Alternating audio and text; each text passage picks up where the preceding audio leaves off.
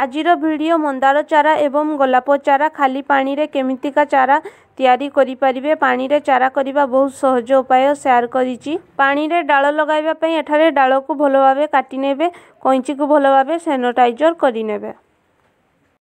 तो ये देखिपारे डाल लगाइबा पई पानी पीबार ग्लास व्यवहार होइछि। जदि आपनको पाखरे काच ग्लास थिबो तो काच ग्लास भी व्यवहार करि परिबे, जे कोनसी ग्लास व्यवहार कर देबे। एठी सब बेले मने रखिबे जे ग्लास रो अधा पानी नेबे, फुल पानी नेबेनी। आज हमें पानी रे डाल लगाइबा पई हळदी भी व्यवहार करिबा। देखिबा हळदी पानी रे डाल रे चेर आसुची ना आसुनी।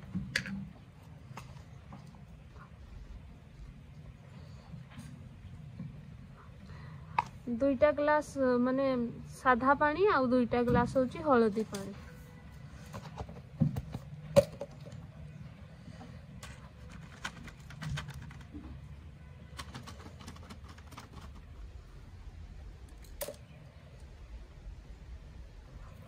एटा होची साधा पानी रे मंदार डाल रे लगाउची, एटा गोलाप डाल रे गोटे साधा पानी रे। आउ जे दुईटा डाल एटा होची हळदी पानी रे।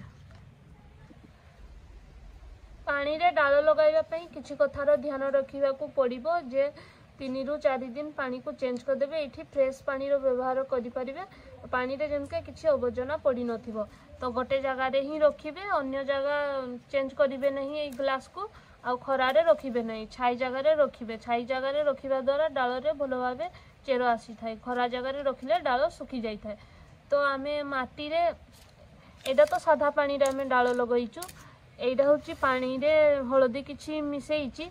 तो माटी रे जतबेले आमे डाल लगाउथुलु तो सेठी किछि हळदी रो व्यवहार करिछि रूटीन हार्मोन भाबे। तो देखिबा पानी रे की आसुची, चेर आसुची ना आसुनी।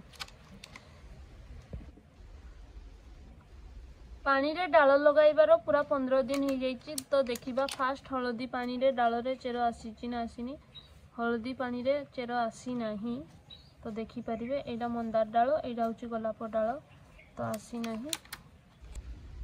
साधा पानी रे ही डाल रे चेर आसीछि तो देखि परिबे। एटा मंदार डाल रा, एटा होची गोलाप डाल रा।